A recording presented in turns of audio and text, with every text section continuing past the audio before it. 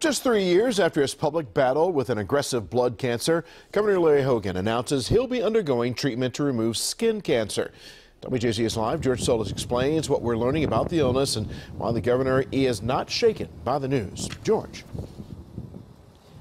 Good evening, Vic. Well, the good news is that this is not melanoma, which doctors say is the most dangerous type of skin cancer. And while he will have to undergo minor surgery this weekend to get that skin cancer removed, he will not miss a single day of work.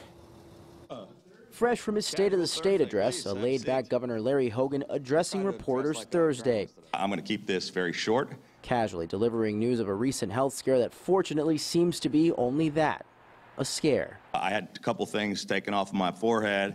They did turn out to be a very non-serious skin cancer. Hogan's dermatologist uncovering what's known as a basal and squamous cell carcinoma, two of the most common forms of skin cancer caused by sun damage. We talk about basal cells as being pearly papules. They're translucent, kind of the typical ones. Squamous cells look more warty. The news in sharp contrast to his address to the press 3 years ago when he announced he'd been diagnosed with non-Hodgkin's lymphoma. The best news is that my odds of getting through this and beating this are much, much better than the odds I had of beating Anthony Brown to become the 62nd governor of Maryland. The governor has said that this cancer is completely unrelated to the previous cancer he battled and defeated. He says he likely got it during the year spent as a lifeguard in Florida.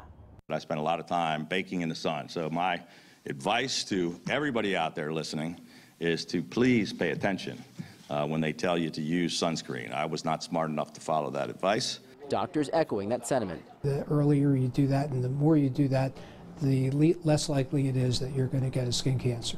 After a minor surgery, the governor is expected to make a full recovery. Now, the governor in good spirits about this whole thing, even going as far as say that he could be perceived as having a battle scar after the procedure. But on a more serious note, doctors saying that there are nearly 5.5 million combined cases of this type of skin cancer every year, which is why the governor is taking this opportunity to pass out sunscreen to any chance he gets. Live tonight, George Solis reporting for WJZ. George, thank you. And to show just how serious he is about sunscreen, the governor also voiced his support for a bill that would allow children to use sunscreen in school without a doctor's note.